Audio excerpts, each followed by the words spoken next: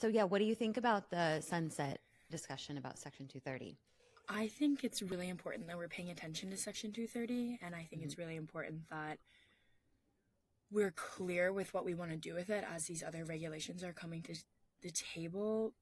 But I don't think sunsetting it is necessarily the best way to go. I think we could be specific and say Section 230 doesn't apply to algorithms, right? Because you see a lot of people Mhm. making the argument that, oh, like algorithms are speech, it's protected by Section 230.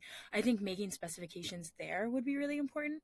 Mhm. Um, but I don't think that the sunset, I don't think that it came at necessarily the right time. I mean, when else would you do it, right? That's the question to Right. ask. But I think we should be more specific with it than just a sunset. And if we're going to do the sunset, we should do it now before these bills get marked up and attempt to Mhm. replace it without us knowing whether or not it's going to be sunsetted. So, Yeah, and I think that's interesting. So you mentioned speech. So, and they claim speech, so it's other people's speech on their platforms. But explain why algorithms don't apply. well, I think this is funny. Well, you look at the Google versus Gonzalez case, right? Hmm. When YouTube was sued for aiding and abetting terrorism, they said our algorithms are neutral. Our algorithms don't do anything, so they couldn't have possibly aided and abetted. But simultaneously, they're saying our algorithms are speech. And you can't have those two things at the same time. I think that they're a little bit Mm-hmm. contradictory. When you look at, so if there's speech, then they're not neutral, right? Because why would they need to be protected if they were neutral, Right, right. So I think that there's a lot of nuance when considering that. And with Section 230, I think it is important, right, that we're not holding every company liable for everything that any user says on their platform at any time. Hmm. But Hmm. if the platform is actively spreading and proliferating that dialogue around their platform, then that is not neutral, and um, that needs to be regulated. Yeah, yeah. It was just a really interesting discussion this morning. There was one gal from, I want to get it right, Engine. So they support nonprofits. And so she was against sunsetting because these nonprofits don't have the funding to be able to appropriately monitor all the content that people post on their platform, which I get. But then the attorney was saying, like, but isn't that your job? Like, to be able to know if there's harmful content coming onto your platform, no matter your size. So, what do you feel about like this applying to larger companies versus smaller companies? Do you think there should be a cap? Yeah, I also think this brings us back to the larger conversation of these big companies are causing problems for everybody. Hmm. And then smaller companies that aren't necessarily really doing anything are getting grouped up into that. And that's Yeah. what we saw with the House versus the Senate version of the Kids Online Safety Act. They raised the cap in the House and Mm. said, like a high impact platform has a Hmm. higher, you have to have more users and more revenue than the Senate version. And Hmm. it kind of, we ran into a very similar argument there. It's like, well, should we really be regulating these smaller platforms the same way? And I Yeah. think, I mean, I think the answer is, I don't know. I like to specify, I don't know the answer. I'm not a lawyer. Yeah. I am literally just a girl. Yeah. But I think we should hold everyone to the same expectation and then support the smaller organizations and the smaller businesses with how they Yeah. can comply. Right. And because it's some of these smaller organizations, like Omegle was small, and this site called Sanctioned Suicide is very small, and it literally gives suicide instructions to children. So these are very, very small Right. organizations or startups, basically, that also need to comply. Right. So And it's I think it's interesting. important also to look at what's going on with TikTok right now. And if Hmm. TikTok is banned, I want to put air quotes up with there. If TikTok does end up leaving our marketplace, there Hmm. is going to be so many companies coming in and replacing it. And for a Hmm. long time, those companies are going to be very small. And we can't let them escape regulation just because they're new and they're entering this newly found open market share. Yeah. So I am hopeful. Touch on TikTok really quick. So Frank McCourt, billionaire Frank McCourt, is forming a team to make a bid for TikTok and bring it over to American ownership. And he's actually tapping some of the parent survivors that I work with, some parents who've lost children to social media harms, and bringing them out to, maybe he's from Texas, but bringing them out to him to have meetings to talk about making TikTok, American TikTok, future TikTok, safer. So what do you think about all that?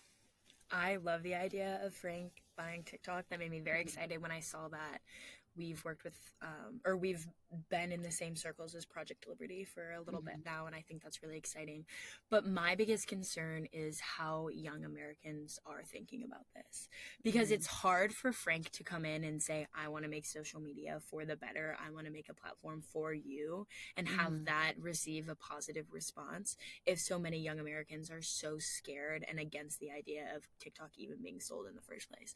I mean, what we see is I don't have any social media, but I downloaded TikTok for a couple days this past week just to kind of get a vibe of what was going on. And these young people are posting, like, honestly, I trust China 10 times more than I trust any singular American, you know? And I think that's something we're going to have to pay close attention to, and in trying to figure out how Frank can position, how Project Liberty can position this potential acquisition as something that's for the people. Because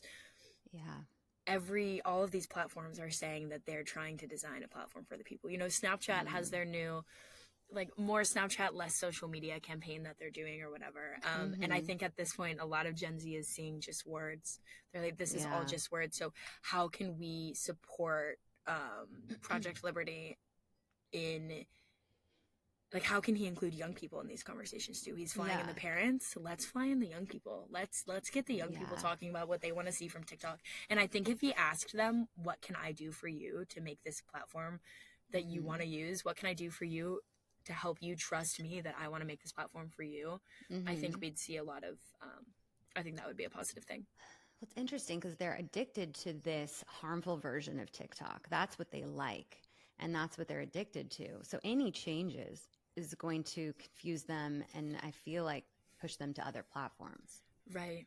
And they're scared of change, and I totally understand why they're scared of change. It's a really, I mean, it's a scary time to be 20 years old. It's a scary time to be 17, to be 15. And I just don't think that they don't trust the American government enough at all. And so any person acquiring it, like you said, I think is going to be scary. Because TikTok is telling them not to trust their American government. Well, and that's what's funny to me about this whole thing. I mean, it's not funny. It's actually quite serious. Right. But TikTok being able to position this bill as a ban when it is not a ban, and being able to convince all of their users that this is a ban and that they should call Congress, to me is the clearest picture that could have been painted for why we need a divestment. I mean, and people are saying, well, you know, young people aren't not liking America because of TikTok. They're not liking America because of the government. But where are they receiving their news and information about the government? On I know. TikTok. Crazy. It's really, really crazy, and there's a lot of layers to it. But for me, when I have this conversation with people, a fun activity I've actually done a couple times is pulled up the bill and said, okay, I don't want to talk about the TikTok ban for a second. Let me show you this. Let me show you this other bill that was introduced in Congress. And I will make them, because it's only 7 pages long, 9 pages long. I'll make them read the first 2 pages of the bill, and they'll say, oh, I think that's a great idea. And I say, that's the bill that you called your representative and said you didn't want.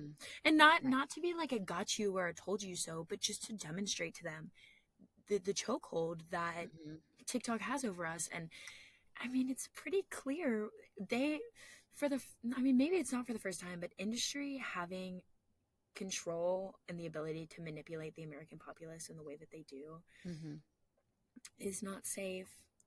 Is not safe at all. And people are saying, well, but Facebook could do the same thing. Meta did the same thing. Why aren't we mad at Meta? I said, well, we are. We are. It's just a lot quieter. It's a lot quieter because you don't have Meta posting on their platform. So you need to call representatives because Meta isn't trying to change this narrative. Right.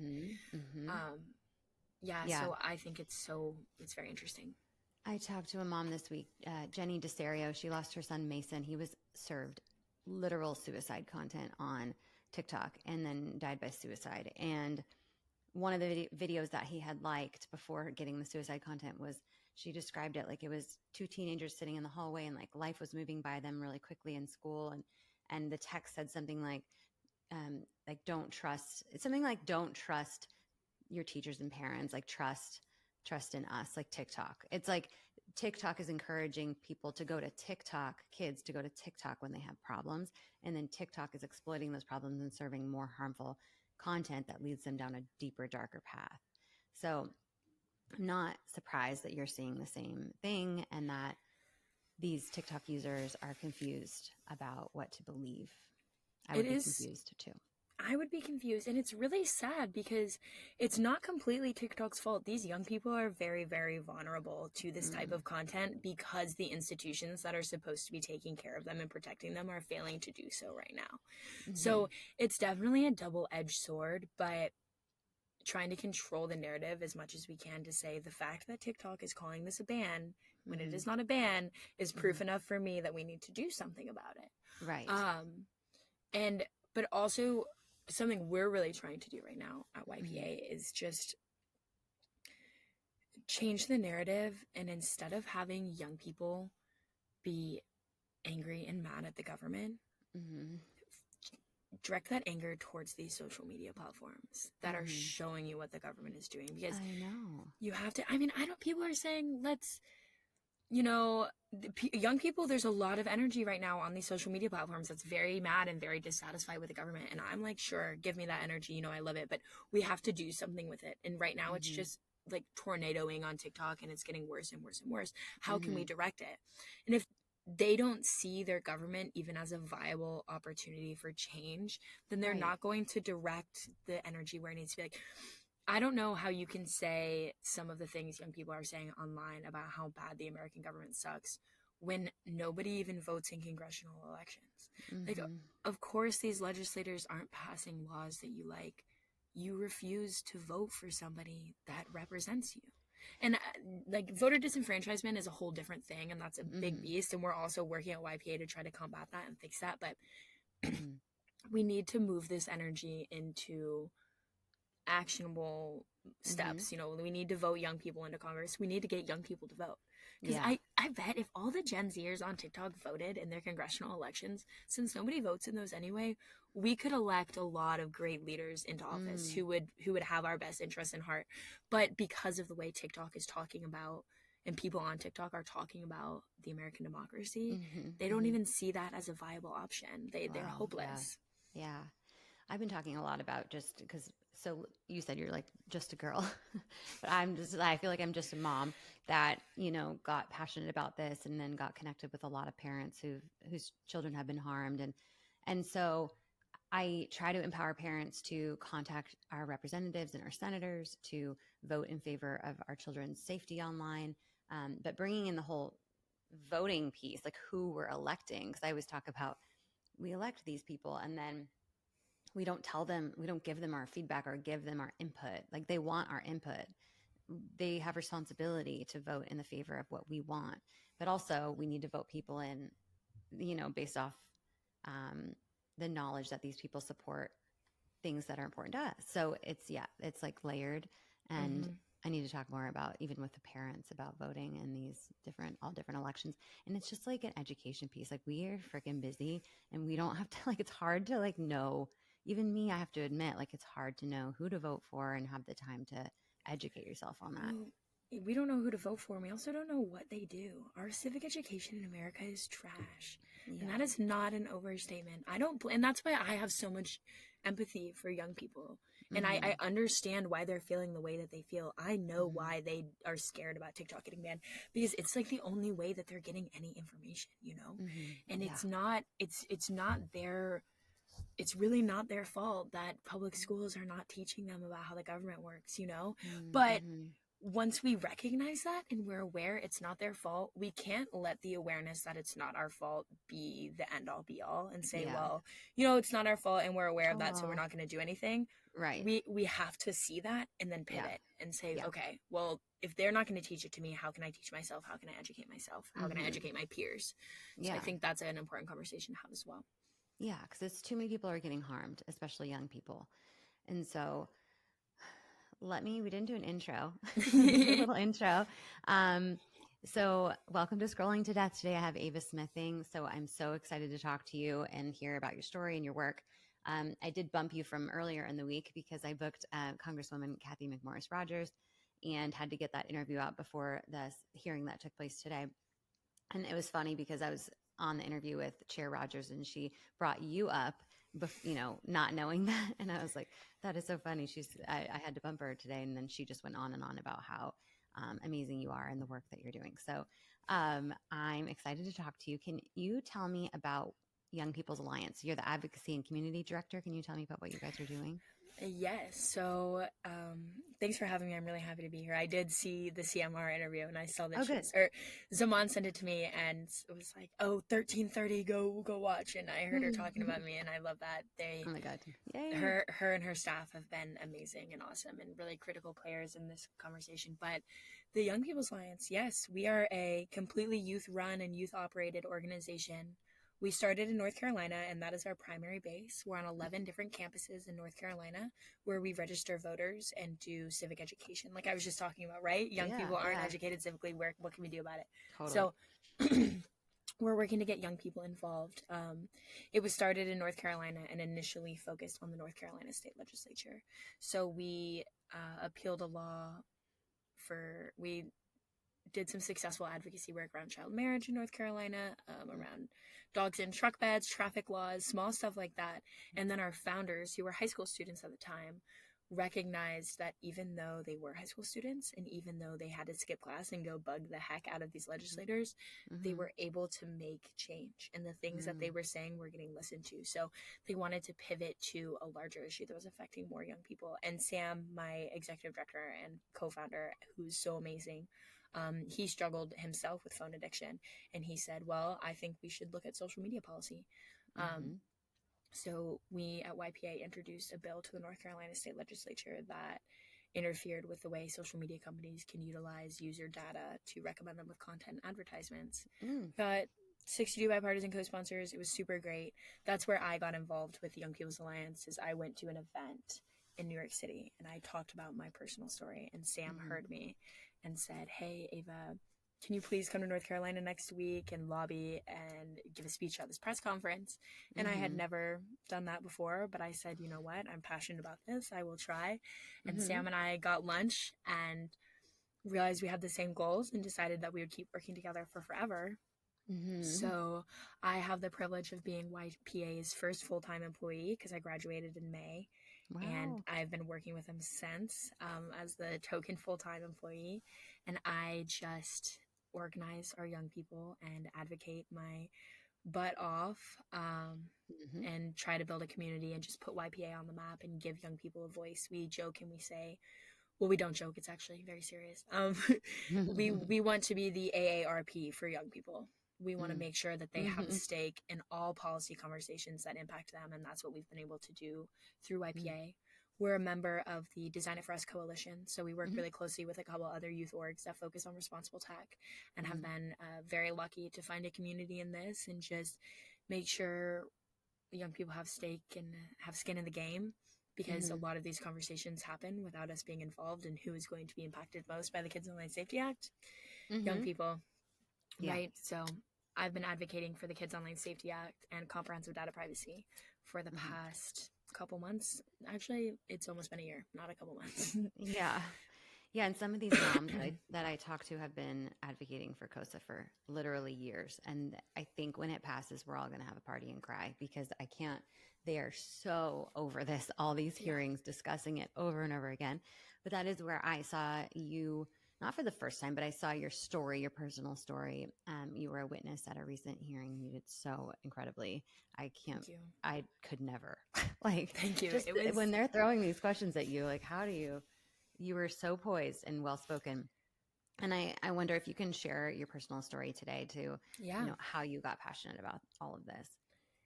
Well, I think the easiest way to say it, and it's what I opened my testimony with, was I was one of the teenage girls on Instagram with an eating disorder.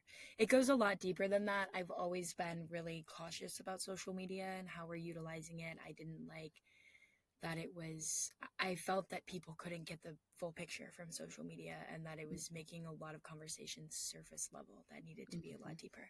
And it was really interrupting the way that we as people were understanding each other. But I spent my whole teenage years really deep in social media, really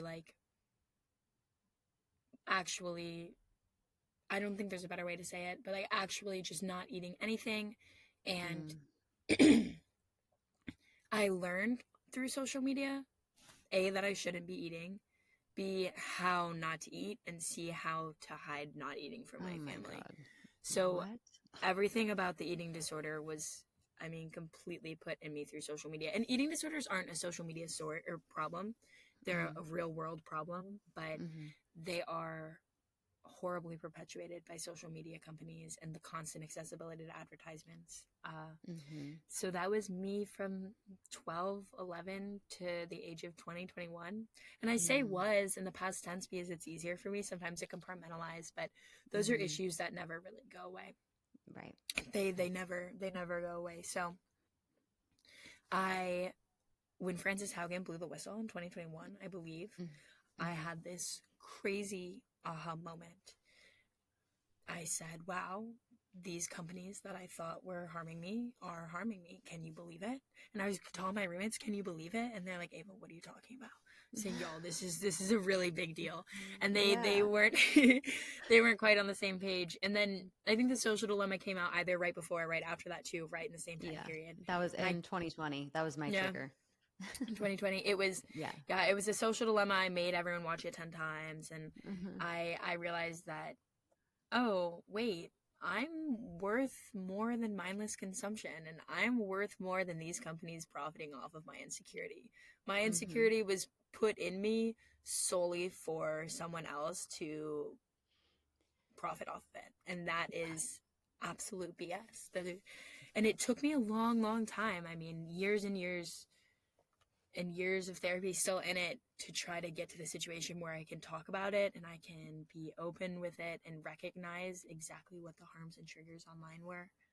But it was those two things that pushed me into the story. And then I started talking about it more. I started asking people, going to events, like I said, and I met Sam at one of those events, and that's how I found YPA. And I had this realization, especially with eating disorders, they're very, very challenging mental illness because while you have an eating disorder, you want that eating disorder.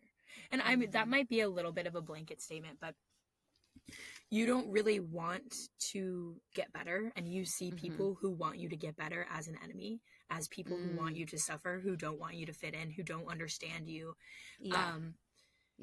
So I recognized that if we were going to talk about social media and eating disorders, somebody was going to have to talk about it that it had happened to before. And if it wasn't going to be me, then who was it going to be? Because especially with eating disorders, it's very hush hush. The community is very tight. It's almost like a virus, right? We give it to each other, and it just festers in us. So I don't think that I think the best way to say it's just, an eating disorder is shameful. If you have an eating disorder, you care about what you look like and you care about what people perceive you as. And that's shameful. It's not, but they want you to think it is, right? They want you to be embarrassed by it. So I think when it hit me that I was no longer ashamed of it and that I wasn't embarrassed by it anymore because it wasn't my fault, I needed to say something about it, and I needed to spread awareness and try to tell my story so other young girls could see that this is not their fault and that they shouldn't be ashamed. And then Sam, my executive director at the Young People's Alliance, we scraped together enough money to give me a salary, plant me in DC, and now I just go and I talk about it to anybody who will listen. To try to make sure that the provisions in COSA and the provisions in data privacy are as strong as they need to be to really protect against these issues. Yeah. Thank you so much for sharing that, Ava. And the shame thing, I think, applies to a lot of the harms online, like kids who have been sextorted, kids who have died by suicide. A lot of the families, they don't talk about it. A lot of the kids don't talk about it through sextortion cases. We don't have real numbers on a lot of that, because it's the shame. And a lot of the parents have to work through that shame and know they're going to be judged in talking about this and blamed and all this stuff, but they push that aside in order to save other kids. And I can see that that's what you're doing, is you're speaking out despite the discomfort of it, because you're trying to save other people. And it's really wonderful that we have young people especially speaking out. And, my kids are young, they're 8 and under.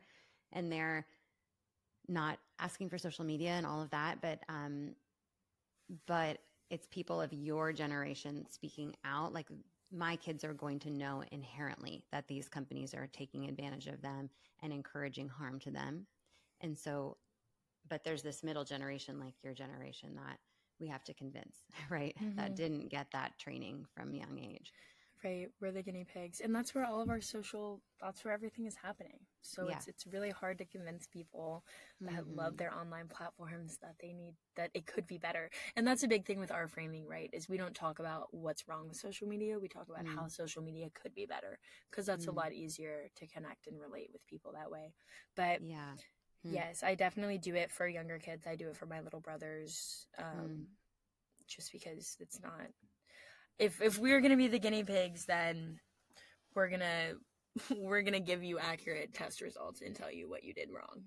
Oh, totally. Like if you want to test on us, then we'll be honest with you and say, here's what happened. Screw you guys for doing that. Yeah, seriously. And I want to be mad all the time. I've tried though to stop, or to take a step back from that resentment and anger, and just try to be really grateful and express a lot of gratitude for the opportunity I have to share with other people what happened, so that it won't happen again, instead of being mad that it did happen. Yeah. Have you gotten to express your experience directly to any of the big tech companies, any executives there? They don't want to talk to me. They don't like to talk to me. I had a panel discussion with some people from NetChoice and ITIF who are industry backed. They're not exactly there, and I'm sure that some of the tech companies saw that, and that was like the most fun day ever, was getting to share with them what was happening. And I sat on a panel with a woman who does partnerships and trust and safety at TikTok, and we had a great conversation, but never anybody in an actual position of true power and authority over these. I mean, because truth of the matter be, like, I can say this over and over, but the only person without regulation who can do something about it is like Mark Zuckerberg and his 30% voting shares, so, or 60% voting shares. I want 30% of his voting shares, but he has 60. You deserve 30%. Yeah. And do you think that these companies will ever make meaningful changes without being forced to? No, I do not. And I think them saying they are is all a distraction, because why would they do that? Why would they do that? They make a lot of money the way things are now. And also, like, with the Meta lawsuit, right? So a bunch of state attorneys general sued Meta and said, you're harming the children and you're lying about it. Reading through that lawsuit is genuinely one of the most painful things I've ever had to do as a person. Was reading and seeing every single thing that I was worried about, that I thought they were doing to me, that every harm that I suffered online, they knew about it, and it was right there in front of me. And that's when because I am a believer in the good of people. I believe that people are very inherently good. I love everybody, but it was hard for me to love those people mentioned in the lawsuit after reading it, because they just do not care at all about me or any of my peers. And that lawsuit solidified for me. I said, well, okay, Ava, you can be a lover all your life, but you need to be a little bit aggressive right now. And because they're not going to change their mind unless they're forced to. Yeah. And it's hard to reason that. Like, you think people won't actively harm children. Like, why would they do that? But that's literally what's happening. I'm sure you're very aware of the sextortion epidemic that's exploding, and a lot of the sextorting is happening on Instagram and Facebook. And I was shared a meta document from like 5 years ago where they were getting hundreds and hundreds of sextortion incidents already every month in 2018, with mentions of Nigeria, who are where the sextorters are. Like, they've known about these major issues that are causing children super bad trauma or death by suicide. They've known about it for years and years and years. And they put little band-aids on it. And so, I have no hope in these companies either, which is why we need to force them through legislation, right? And we'll talk about bills and all that, but I want to know from your end, like what do parents need to know? So parents of kids that are still in their home, what do parents need to know about the current state of social media? I like to tell this anecdote that I would have rather thrown my phone in the pool than given it to my mother. So I think what I would tell parents is that it's not your fault. All kids are like that. They don't want you to have anything to do with it. Because it's essentially like if a parent wants to look at a kid's social media, it's essentially like the parent wants to come into the basement where the kids are hanging out and sit in a chair in the corner and like listen to everything that they're saying, you know? And no parent wants to do that, and no kid wants their parent to do that. But social media makes it different. You know, it gives a different way to do it. So I would say first and foremost, like, it's not your fault. Kids have always been like that, and social media just gives them a more interesting opportunity to be like that. The second thing I would say, and I say this a lot, but is try to meet young people where they're at, and don't go towards young people and say, or don't go towards your kids. And I will disclaim, like, I'm not a parent, as I said. I'm a child. But parents are desperate for advice. So, right. And I say there's a difference in between saying, oh, social media is bad. Did you hear about this bad thing on social media? You know, because the kids aren't in control over where their social situations are happening. Like the fear mongering behind, did you hear that this bad thing is happening on social media? I don't want that to happen to you.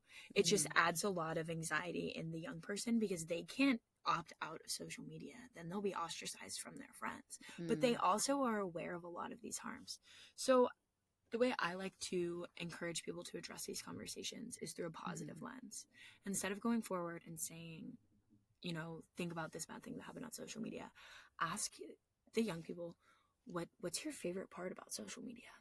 What do you get out of social media? What do you like?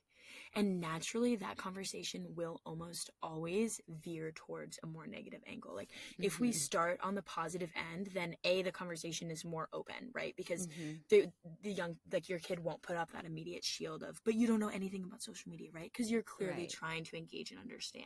Yeah. And then almost always, because of how much social media just flat out sucks, if you're talking about the positive aspects of it, the negative aspects will naturally come up. And they'll be much more natural and nuanced coming from a young person that way because they're in a comfortable situation and they don't feel like their social situations are getting attacked. Okay. So, and you mentioned you insinuated like you can't keep them away from it because they'll be ostracized. But do I have to? Like, do I have to give them access? Like, even if they're the only one, and if I give it to them, and I know they're going to see eating disorder content and suicide content and violence and sex and be groomed, and like, that's not worth it to me. I'd rather have them be ostracized. But like, what do you say to that? I think that my perspective here might be a little bit different from other young people's perspective here because I went through it myself. Right. But I'm like, get it out of there. Like, ban it. I'm like, ban it. That's what I always joke with people. They're like, oh, well, do you want to ban social media? You're like pointing a finger saying, you want to ban social media? I say, yeah, I do. I do, actually. But Emma Lemke said in her Senate judiciary testimony a couple years back, which was she was the first youth activist to get in front of a crowd. She's amazing. She said, and I thought this was a very elegant way to put it, the genie is out of the bottle. We can't ban it. We can't take it away. So I think in a direct answer to your question, setting boundaries for how often it can be used or having conversations about that negative content and how we can report that negative content, how we can say we're not interested. Not that the social media companies are going to listen because I probably reported 1,000 pictures of Kendall Jenner and she never stopped showing up on my feed. Like, it's definitely varies, but I think just trying to have an open dialogue about it is really important. And also talk with other parents in your community and in your friend group, right? Yeah. I know that might not seem super feasible, but that's something that could be really beneficial too is, you know, like, do we want to provide our kids a place to hang out and not have them be on their phones, you know? Like, that's what my mom started, letting my younger brother's friends just hang out at the house all the time because it's better that they're hanging out at the house in person than if they're on their phones, you know? So giving alternatives. Yeah. And there's always alternatives, first of all, just to communicating. Like, if you're giving your kids Snapchat access just to communicate with their friends, why can't they do it on an app where they can't be contacted by strangers, you know? Right. Like, so I think there's always alternatives, and thinking about like, what is the purpose of your use of this app? Like, I only use one social media, LinkedIn and Instagram, just to promote this podcast. Like, I don't have any personal anything. And because I don't see the purpose of it for me. And with kids, it's even like, what is are you promoting something? Are you They're an promoting influencer? themselves. But young people want to be influencers, right? Young people want to promote themselves, because nowadays your individual identity does not lie in your physical body. It lies in the digital realm. And if you want to be a person in a social situation, you have to be able to be perceived online like that. Private or public, it doesn't necessarily matter. But I talk about this a lot. Offline versus online lives are not two separate entities. They exist on the same plane at the same time. And it's very, very hard to be confident in your offline life if all of your friends are having online lives. So it's so tricky. And that's why my heart is so heavy for parents dealing with this, because it's so unfair. It's so horrible and it's so unfair. But with like Snapchat, the kids don't text anymore. Apparently, I'm even old for this. Pictures and then they send pictures back and forth and maybe write like a few words on top of the picture, right? Kids don't text, they Snapchat, which is crazy, but that's how it is. And it's funny because when I've talked to young people why they like Snapchat, they'll say, well, it's private. My Snapchat disappears. And I'm like, not from the Snapchat HQ. They have every snap you've ever sent. There's nothing private. Also, you're until on a map. until they get subpoenaed in some investigation, and then they say, sorry, we don't have it anymore, which happens a lot too. But yeah, the Snap map, like, it's not private at all. Like, they're sharing their location publicly. People can find them. But it's that facade of privacy that helps people sell products and sell services in today's world, because people understand. They don't know necessarily, I don't think, that it's the social media companies that they should be trying to keep their stuff private from, but they understand generally that they want privacy. Right. And if a social media company is pretending like they're going to give it to them, then I think it makes sense, and it does track why people are so quick to go, right? Yeah. So let's just talk about Snapchat really quick before we talk about some bills. And we did have a rally yesterday at Snapchat headquarters in Santa Monica with a bunch of parents. And so that was great. And we got a lot of press showing up. So that was good. But what do you think of their new campaign? So we were kind of boycotting this less social media, more Snapchat campaign. They say things like more Snapchat is more playful, more private, more free, more friends, more love. What do you think they're trying to do with this? I think that they're trying to distance themselves from Meta, from Twitter, from TikTok. I think that they're trying to say we're a different entity. And even at the January 31st hearing, it was very obvious in all of Evan Spiegel's answers that he was trying to distance himself from them. And from a PR perspective, hats off. Great job. That's all they are, is a PR company. You're fantastic. Yeah. But this idea that Snapchat isn't a social media, what? It is a social media. Whenever I have, I say, every minute you spend consuming a piece of content is a second that you are not creating something, or you are not living in the moment. So less social media, more Snapchat is kind of saying less social media, but more social media, Right. And I think also what we're seeing is a lot of people right now are catching on to the fact that social media companies aren't that great. There's like a digital wellness trend. People don't want to be seen as someone who's addicted to social media. We're starting to pivot, and we're starting to face towards, oh, it's cool that you don't have a social media, And I think what Snapchat is trying to do is, when people don't want to be on social media, they want to be the one social media app that these people still are on.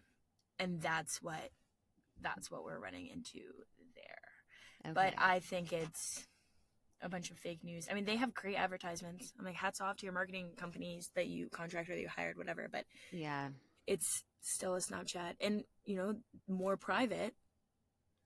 Right. And my thought was, like, do our children need more privacy, especially young children? Like, not really. Like, they need to be safe. Well, like, but young children don't need to be on Snapchat. Right. Young children don't need to be on social media. Young children need to be playing in the dirt. and discovering things, right? What's every coming of age movie about?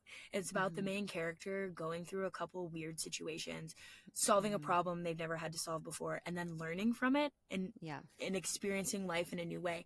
But if you're never in real life situations where you could make mistakes or where you could like get in a little bit of trouble, then you can't learn, you know? So Totally. more Snapchat, less social media. Little gaslighting. Little gaslighting, yeah. I'm like, Yeah. I don't know. I wish I had a really great one-word response to that other than lame. But that's what I see. Fake news. The parents that I work with they've rebranded it more Snapchat, more problems, and they're just really pushing against it. So do you feel like the age limit just for social media access should be higher than 13? And this is another very nuanced question that I think a lot of young people might feel differently than I do on here. I think it's hard because there are a lot of young people who are already on Snapchat, who are already on social media, and taking it away from them now might do more harm than good. So we could do kind of a grandfather thing, you know, where we're like grandfathering people into social media, which again would be really tricky. I like to think of it as when you're 16, you get a car. And all of a sudden, you can go wherever you want. You can hang out with people whenever you want to hang out with people. You know, you get this newfound sense of freedom. And I think we could be thinking about social media a little bit like we think about cars. I have access to more than I've ever had access to when I turned 16. And it is a super obscure age, right? You know, whoever thought of 16 even for cars? But 16-year-olds can handle cars and they can drive their cars safely. Well, because they've had to go through training and pay to get insurance because it could be deadly. Like they have these tools in a toolkit on how to do it safely. And we don't provide any of that to children for social media access. They don't even have to get their parents' permission. The parents don't even have to get them a car. Well, they have to get them a phone. Yeah, they do have to get them a phone. Right. I guess so. Yeah, that's super real. But that's how I look at it. I think it's tricky because I don't want to take away social media from anyone that's already on it and may have already found a life-saving community on social media. Yeah, but I think that's another interesting nuanced thing to talk about is a lot of people talk about the community aspect of social media and how people who have previously never been able to find communities before are finding communities on platforms. And I think that's an amazing benefit. But we also have to look at young people don't have anywhere to go other than their house or school anymore. And maybe instead of thinking about social media as the only place to find these communities in these third places, we should be thinking about how we can invest in third places and thinking about how we can invest in institutions that allow these young people to find places to connect with one another. And we can do both at the same time, but I don't think that young people have found community on social media, so it has to stay that way. I don't think we should be thinking about it like that. I think we should say, okay, I'm glad that for the time being, these young people have a community on social media. And it's great, right? Because some young people who live in very rural areas can find people that they relate to that don't live in their area, right? Yeah, totally. But I don't think that we should stop the conversation there. I think we should also start thinking about what we can do to get young people hanging out with other young people in person and building actual real communities with one another. Yeah. Like a societal shift, even not just having our phones in our faces when we're standing in lines, there's just so many small, every day I feel like I have another adjustment I make within our family that I'm like, I didn't even realize that I should do this. And it's beneficial to connecting. Go ahead. No, my dad just talks all the time about how at the airport people used to talk to each other. Waiting for a plane. And I was at the gate in the airport yesterday. I was back home in Nashville. And every single person at the gate is on their phone. And it kind of broke my heart a little bit. I said, why do I have to be raised in the generation that doesn't want to talk to each other? Or raised in a time when people don't want to talk to each other? Because I love talking to people. I love talking to strangers on the street. I love doing having small micro whatever they call just small chats, smiling at people, telling people I like their outfit. And I don't think that happens as much as it used to. And there's an argument that is happening online, but it's not the same. And I wish that we lived in a time where I could talk to anyone anytime, because sometimes I'll compliment someone or talk to someone and they're on their phone and they look up and they're like, oh, sorry, and Oh. there's a privacy thing. You don't want to interrupt people, but it's like, I was just complimenting your shoes, I didn't know it was that deep. Yeah. But I think Well, my there's generation wants so that, so we'll see. yeah, good. Okay, good. And I think parents, I hope more and more parents, we're training our kids to find value in face-to-face connections and delaying giving them the devices, not having to track them everywhere they go and communicate with them. And so with, phone-free school movement and all these things, I'm hoping that kids will get more and more disconnected Right. from their devices and more connected with each other. So let's talk about bills. So it all comes down to protecting our kids online through legislation and forcing these companies to regulate and moderate their content better. So what are you guys at YPA supporting regarding federal legislation? We are supporting the Kids Online Safety Act, and they just dropped the new comprehensive data privacy bill yesterday. So APRA? APRA. So I can't say, we're endorsing APRA because we Yeah. haven't had that conversation yet. But we are, in general, huge data privacy people. We love data privacy. I want everyone to know that I love data privacy and that we're supporting comprehensive data privacy as well. Yeah. We're Okay. also working on legislation that will make chatbots safer for young people. So that's good. something that we're Okay. doing, looking at how AI chatbots are creating codependent relationships with people, how people have AI girlfriends, how people are using AI as a therapist. There's a lot of benefits for it, but I also don't want us to get into a situation where young people are replacing face-to-face interaction with AI chatbots, right? Yeah. Yes. And parents should know that there's an AI chatbot on Snapchat, and now Meta rolled one out too. So kids are interacting with AI chatbots on Snapchat. Like, yes. Make sure you check that. And that it was encouraging, like it was doing weird things, right? Do you know anything about that? Like, I know that the AI chatbot has, I know some of these AI chatbots have led kids or have told kids that it would be a good idea if they hurt themselves before. And also I know that they just lie sometimes. They just literally make information up. oh God. Okay. It's pretty scary. But that's something we're working on right now, is working on getting a piece of legislation introduced that Right. would have these AI chatbots self-identify as a chatbot every X amount of minutes, and would also destruct the data collected by the chatbot after a certain amount of time, so that they couldn't build such a good profile on you that's known you for 2-3 years. The profile could only last a little bit. Okay. Yeah, so that's what we're working on, and that's something that's really scary. And that I don't think a lot of people are talking about, because those harms haven't happened yet, and we are a reactive government, right? But let's get ahead of it. Exactly. Yes, and that's why I love Gen Z so much, and that's why I'm excited to be a digital native, because I think that's also one of our paradigm shifts we're bringing in, is we are sick of this reactive government. We want to be proactive, and we don't want to regulate something that isn't going to harm people. But AI chatbots that can replace your friends. Let's think about where we want to go next as a people. Right. Because it's not down that rabbit hole, Yeah. It's really not. No. Okay. Amazing. Does that have a name yet, what you guys are working on, or we're still early? Okay. We just refer to it as the chatbot bill, but I will let you know as soon as we have more information Chatbot on bill's it. cute. Yeah, I think it's fun, chatbot bill. But we'll see. That's something that we're prioritizing right now. Okay.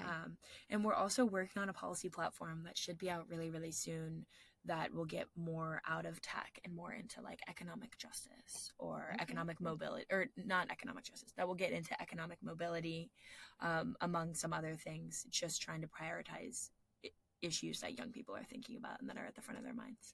Okay. Amazing. So we have COSA. We are learning more about APRA. There's COPPA 2.0. Yes, which COPPA 2.0. We also like COPPA 2.0. And we're big on algorithmic accountability and making sure that, and that's part of the reason I am not for sure if we're completely behind the APRA yet, is because we want to make sure that the civil rights provisions in it are as strong as possible, because we have about one chance to get this right. And we want to make sure that those are comprehensive. Okay. Okay. Amazing. And then we are, they're just drafting that sunset section 230. So we talked a lot about that already. So, I encourage parents to reach out to their representatives in the House and their state senators to support bills, but you could also just contact them and say, hey, I want my kids more protected online. Like, you don't even have to know about any of the bills. But anything else you'd want to share with parent listeners regarding social media and their kids' access that they should be thinking about? I would just say give yourself a little bit of grace. I think that's the first and foremost important thing that you can do, is really look at yourself in the mirror and say, like, nobody has ever had to deal with this before. I'm doing the best that I can, because that's so horrible. I think having open conversations and letting your kid lead that conversation about how they feel about social media is really, really important. And I also think encouraging your young person to get involved with civics and outside of digital civics, like thinking about where their school might be lacking in civic education, and having conversations about the legislature, having conversations about the judicial branch and about the executive branch, and also really having conversations about this coming up election and what it has to do, like Biden versus Trump, because people are saying, oh, well, I'm not going to vote for Biden. And I say, Gen Z threatening not to vote for Biden isn't a threat, because we never voted in the first place. So, but having the conversation about how, like, we're very lucky that we have the right to vote, and just working on getting people more civically engaged is very, very important. Also, I mean, I'm trying to think of, like, back to when I was a teenager and what I wish that my mom had known. Oh, yeah. My mom said this, and this might be helpful. My mom said when she was thinking about social media, she was always really worried about what I was posting, and she never thought about the content that I might be consuming. Wow. So not as much thinking about, like, what is your young person posting, but what is your young person seeing online. I think that's really important, and how can you have conversations with them about that is good, because there is a certain aspect of privacy, right? Because, like I said, parents aren't sitting in the room with their kids when they're hanging out with their friends. So there is space that needs to be respected, and that your young person, like, deserves to have autonomy over, but also being cognizant that there's really, really harmful content out there. And as a young person whose algorithm adapts to them, it's kind of shameful to think about how, like, what did I do that made my algorithm give me this content? You feel embarrassed. Right. So it's hard to like own it, Yeah. And if you are a parent that is going to check on your kid's phone, and I encourage parents to not hide it. I think it's important to, like, let your kid know, like, this is my device. Yeah, like, this is my device that I own, and you get to use it, but I have to check on it because there could be some dangerous things on there. And it's not spying, it's just making sure they're safe. But you have to check that For You feed, especially because a lot of parents don't even know Snapchat has that. I don't even know it's For You. They're so annoying. Snapchat is, like, my least favorite. I know. Well, me too. Like, Meta, boo. Instagram, boo. But Snapchat, their stories and all the stuff on there is some of the worst, just absolute junk out there. So yeah, I agree with you. I think that's a huge point you just made about, and that's why I like COSA so much, and why we're able to come on to COSA, because we weren't initially in support of COSA until February came out, or until the February edition came out. But with the parental controls that COSA gives, it requires that the minor is noticed, and that the minor knows their parents are using their parental controls. So I think if the legislation can do that, even in the home, parents can do that too, and make sure that you're being honest. Because as a young person, I think about the worst thing in the world that could have happened to me is if my mom checked my phone in the night and I woke up in the morning and it was, like, sitting on the table, and I walked into the room, because I wouldn't have, then immediately before the conversation even started, I would have a huge defense up. And at least if they know it's happening, they can be a little bit more vulnerable and honest about the conversation. Okay, thank you. Gosh, your insight is so important for parents. And I really appreciate you taking the time and sharing your personal story. It's incredibly powerful and changing lives for the better. So just on behalf of parents, thank you so much, Ava, for everything that you do. Yes, I think the parents inspire me. So thank all of the parents for everything that they do. It is the privilege of my life to be able to help people be more aware of this. I really do. I really mean it. I feel very, very grateful that I have the platform I have to talk about these issues, because I wish that a girl a little bit older than me had talked about it when I was young. So to all the parents out there, I see you, and I know this, for lack of a better word, probably sucks. So we're working really hard to make it easier for you, I promise. We appreciate that, Ava. Oh, you're amazing. Okay.